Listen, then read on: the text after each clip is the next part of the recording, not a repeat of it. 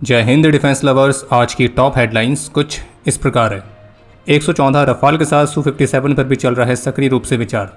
Triple S defence reveal करी अपनी नई रैप्टर कार्बाइन। पाकिस्तान की फंडिंग के साथ लश्कर ने शुरू किया अपने हेडक्वार्टर का निर्माण कार्य। भारतीय सेना ने कंडक्ट करी ईस्टर्न बॉर्डर्स पर स्पेशल एक्सरसाइज। और DRDO बना रही है इंडियन सोल्जर्स के लिए एक स्पेशल फैब्रिक।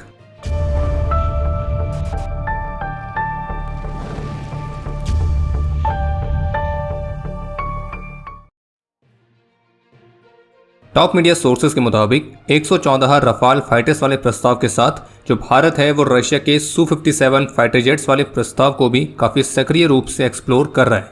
और जैसे कि रशियन ऑफिशियल्स की तरफ से भी भारत के लिए जो Su-57 का ऑफर है उसका कंफर्मेशन दिया गया है, जिसमें रशिया ने Su-57 के टेक्नोलॉजी ट्रांसफर के साथ भारत में इसके जॉइंट प्रोडक्शन का ऑफर दिया है। और रशिया का यह भी कहना है कि भारत में Su-30 MKI जिस प्रोडक्शन लाइन पर बनते हैं तो उसी पर थोड़े से चेंजेस के साथ इस Su-57 को भी मैन्युफैक्चर किया जा सकता है। बाकी इस वर्ष दिसंबर में राष्ट्रपति व्लादिमीर पुतिन की भारत विजिट से पहले इसी Su-57 वाले प्रस्ताव पर डिस्कशन के लिए एक रशियन डेलीगेशन भारत की विजिट करेगा। बाकी नए फाइटर जेट्स को लेकर भारत की जो रिक्वायरमेंट है वो कुछ इस तरह से है कि भारत न केवल उन एयरक्राफ्ट को अपने वहाँ प्रोड्यूस करे बल्कि इसके साथ साथ स्वतंत्र रूप से उसको मेंटेन भी कर सके।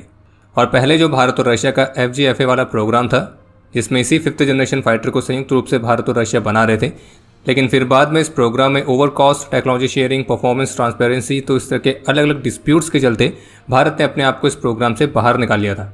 लेकिन मीडिया रिपोर्ट्स में कुछ ऑफिशियल्स के हवाले से बताया गया है कि रशिया ने अब जो Su-57 का ऑफर भारत को दिया है तो वो पहले वाले FGFA वाले कोलैबोरेशन से अलग है, क्योंकि पहले जो टेक्नोलॉजी ट्रांसफर पर सहमति नहीं बन पा रही थी तो उसके विपरीत इस बार के ऑफर में फुल टेक ट्रांसफर के ऑफर दिए जा रहे हैं। भारत की ट्रिपल एस डिफेंस ने रैप्टर नाम की अपनी एक नई कार्बाइन को अनवील किया है जो कि 7.62 × 35 mm कैलिबर का राउंड इस्तेमाल करती है, जो कि 300 ब्लैकआउट के नाम से भी जाना जाता है। और ट्रिपल एस डिफेंस की जो रैप्टर 300 ब्लैकआउट है इसे पूरी तरह से भारत में ही डिज़ाइन किया गया है, भारत में ही डेवलप किया गया है और भारत में ही मैन्युफैक्चर किया गया है, यानी कि ये प्योरली स्वदेशी राइफल है, या यूँ कहें ट्रिपल एस डिफेंस की जो टैगलाइन है born in Bharat.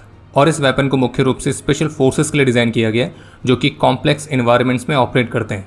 Triple S defence की जो रैप्टर कार्बाइन है ये इंटीग्रेटेड सप्रेसर के साथ आती है और उसके साथ इसका वजन है 3.2 किलोग्राम। और ट्रिपल एस डिफेंस के CEO मिस्टर विवेक कृष्णन ने इस रैप्टर कार्बाइन की एक स्पेशल वीडियो भी अपने ऑफिशियल एक्स हैंडल से पोस्ट करी थी। इस कार्बाइन को सबसोनिक और सुपरसोनिक दोनों ही तरह के राउंड्स के लिए ऑप्टिमाइज किया गया है और रिड्यूस सिग्नेचर के साथ ये एक लीथल और रिलायबल वेपन है। लेटेस्ट रिपोर्ट्स के मुताबिक पाकिस्तान बेस्ड सुअरों के संगठन लश्कर ने पाकिस्तान गवर्नमेंट की फंडिंग के साथ अपने हेडक्वार्टर्स का निर्माण कार्य फिर से शुरू कर दिया है। वही हेडक्वार्टर जिस पर ऑपरेशन सिंदूर के दौरान भारतीय वायुसेना ने एरियल स्ट्राइक करी थी, जिसमें मुख्य रूप से मुरिदकी में स्थित इनका जो मरकजा तैयबा वाला कॉम्प्लेक्स था वो हिट किया गया था। और इस हमले से पहले ये जो फैसिलिटी थी 1.09 एकड़्स के एरिया पर फैली थी, जहाँ पे ट्रेनिंग फैसिलिटीज़ थी, वेपन स्टोरेज था, लश्कर के कमांडर्स की रहने की जगह भी थी। तो अब लश्कर ने डैमेज हुए इन स्ट्रक्चर्स को पूरी तरह से डिमोलिश करके अब इनका निर्माण कार्य फिर से शुरू किया है, जिसको लश्कर के सीनियर लीडर्स जिनमें मौलाना अबूजर और फैसिलिटी का डायरेक्टर और कमांडर यूनुस शाह बुखारी, तो इनकी देखरेख में कार्य चल रहा है। और लश्कर का एम है फरवरी 2026 से पहले कम से कम पार्शियल रिकन्स्ट्रक्शन को कंप्लीट कर लेना। और जबकि पाकिस्तानी गवर्नमेंट ने सार्वजनिक रूप से कमिट किया था कि आतंकियों की जो फैसिलिटीज़ डैमेज हुई हैं तो उनकी रिकन्स्ट्रक्शन में वो फाइनेंस करेगा।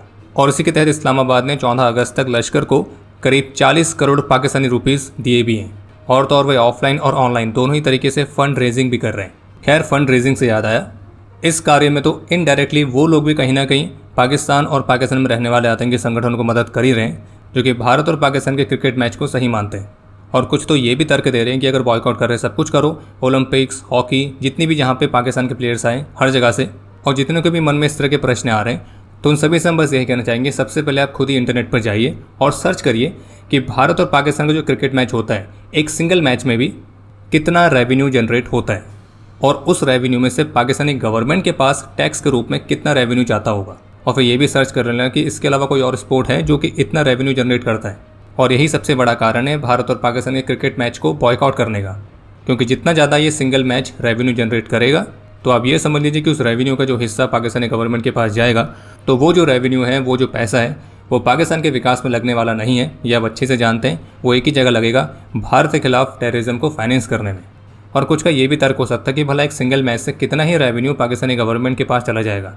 तो बात कुछ ऐसी है कि अगर 1% भी पाकिस्तान के पास जा रहा है तो भी हम पाकिस्तान को वो 1% भी कमाने में मदद क्यों करें। बाकी भारत और पाकिस्तान क्रिकेट मैच जो ग्लोबल अटेंशन देता है तो उसी अटेंशन को जो पाकिस्तान है वो ग्लोबल लेवल पर प्रोपेगेंडा के लिए भी इस्तेमाल करता है। और भारत और पाकिस्तान के मामले में क्रिकेट की जैसी ग्लोबल अटेंशन किसी और स्पोर्ट को नहीं मिलती है। वेस्टर्न कमांड के GOC lieutenant general Manoj Katiyar का कहना है कि अगर पाकिस्तान या फिर पाकिस्तान द्वारा समर्थित जो आतंकी संगठन है वो भारत पर कोई और आतंकी हमला करने का प्रयास करेंगे तो इस बार जो हमारा जवाब होगा वो पहले से भी कहीं ज़्यादा घातक होगा। और उनको ये भी कहना था कि ऑपरेशन सिंदूर केवल एक लड़ाई नहीं थी बल्कि पाकिस्तान द्वारा किए जाने वाले हॉस्टाइल अटैम्प्ट के खिलाफ हमारी प्रिपरेशन भी थी और हमारी रेडीनेस लगातार बनी रहेगी और इसमें कोई भी स्टॉपेज नहीं है। और 1965 भारत पाकिस्तान युद्ध विक्ट्री के डायमंड जुबली सेलिब्रेशन के अवसर पर मीडिया को संबोधित करते हुए वेस्टर्न कमांड के जीओसी का ये भी कहना था कि 10 मई को हुई सीज फायर के बाद से ग्राउंड पर सिचुएशन काम है और वो यही उम्मीद कर रहे हैं कि पाकिस्तान दोबारा से कोई मिसएडवेंचर करने का प्रयास नहीं करेगा। हालांकि हमें इस पर पूरी तरह से विश्वास तो नहीं है और हमारा ऐसा मानना है कि संभावित रूप से पाकिस्तान और उसके जो आतंकी संगठन हैं वो दोबारा से टेरर स्ट्राइक कर सकते हैं और अगर ऐसा होता है तो फिर हमारे पास भी कोई और विकल्प नहीं रहेगा बजाय उचित तरीके से जवाब देने में। आगे 1965 वॉर के बारे में बात करते हुए उन्होंने कहना था कि इस युद्ध से हमने बहुत सारी चीज़ें सीखी हैं, जैसे कि आर्मी और एयरफोर्स के बीच कोऑर्डिनेशन कैसे मेंटेन करना है, कैसे डिफेंसिव और ऑफेंसिव ऑपरेशंस के लिए प्लानिंग करनी है। और 1965 के युद्ध से जो हमने सबसे बड़ी चीज़ सीखी है वो ये कि टेक्नोलॉजी महत्वपूर्ण है लेकिन टेक्नोलॉजी और मशीन के पीछे जो मैन है वो और ज़्यादा महत्वपूर्ण है। वैसे आपको बता दें कि 1965 के भारत पाकिस्तान युद्ध को लेकर पाकिस्तान के प्रोपेगेंडा को हमने ग्रिड पर अपलोड की गई एक वीडियो में भी एक्सपोज किया था। अगर आपने वीडियो नहीं देखी तो आप उसे देख सकते हैं। डीआरडीओ ने भारतीय सैनिकों के लिए एक स्पेशल फैब्रिक को विकसित करने वाली परियोजना को शुरू किया है जो कि बर्फीले इलाके और हाई ऑल्टीट्यूड एरियाज़ में थर्मल इमेजर्स की सर्विलियंस से हमारे सोल्जर्स को एक तरह की शील्ड प्रोवाइड करेगा। ये एक मल्टी फंक्शनल फैब्रिक होगा जिसे कुछ इस तरह से डिज़ाइन किया जाएगा जो कि मल्टी स्पेक्ट्रल एमिशंस जैसे कि thermal cameras, infrared radiation, electromagnetic radiations तो इनके खिलाफ सुरक्षा प्रदान करेगा। यानी कि जब सोल्जर्स इस तरह के फैब्रिक को पहने तो उनको स्पॉट करना काफ़ी मुश्किल हो।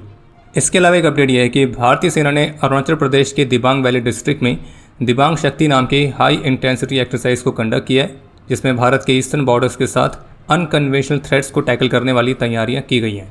और ये जो एक्सरसाइज है घने जंगलों से लेकर हार्श वेदर कंडीशंस में स्टीप माउंटेन्स में कंडक्ट की गई थी जिसका उद्देश्य था भारत की फोर्सेस की एसिमेट्रिक वॉरफेयर कैपेबिलिटीज़ और एक्सट्रीम इन्वायरमेंट्स में रैपिड रिस्पॉन्स रेडीनेस को टेस्ट करना, जिसमें हमारे ट्रूप्स ने एडवांस्ड कॉम्बैट स्किल्स का प्रदर्शन दिया।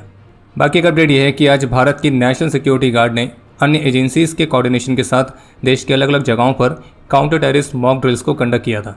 बाकी अब समय है आज के इतिहास का। आज के दिन 1965 के भारत पाकिस्तान युद्ध में अपने अदम्य साहस और वीरता का परिचय देते हुए नायक देवी बहादुर गुरुंग वीर गति को प्राप्त हुए थे और इन्हें मरणोपरांत वीर चक्र से सम्मानित किया गया। आज के दिन 1997 में नायब सूबेदार बंसीलाल, नायक बलवंत राज और राइफलमैन अशोक कुमार ने अपना सर्वोच्च बलिदान दिया था।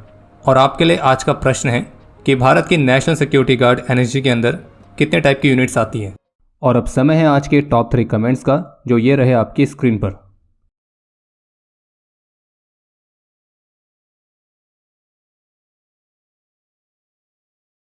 उम्मीद है आपको आज का एपिसोड पसंद आया होगा। पसंद आया तो वीडियो को लाइक करना ना भूलें। आपके कोई भी सुझाव या सवाल हो तो उसके लिए कमेंट सेक्शन ओपन है। और अगर आप डिफेंस रिलेटेड और भी एक्सक्लूसिव कंटेंट में दिलचस्पी रखते हैं तो आज ही प्ले स्टोर से डिफेंस स्क्वाड की सुपर ऐप को डाउनलोड करना ना भूलें। और अगर आप चैनल पर पहली बार आए हैं तो squadron.in पे जाके हमारे नए डिज़ाइंस को भी चेकआउट जरूर करें। बाकी जल्द मिलेंगे नए एपिसोड के साथ। तब तक के लिए जय हिंद, जय भारत।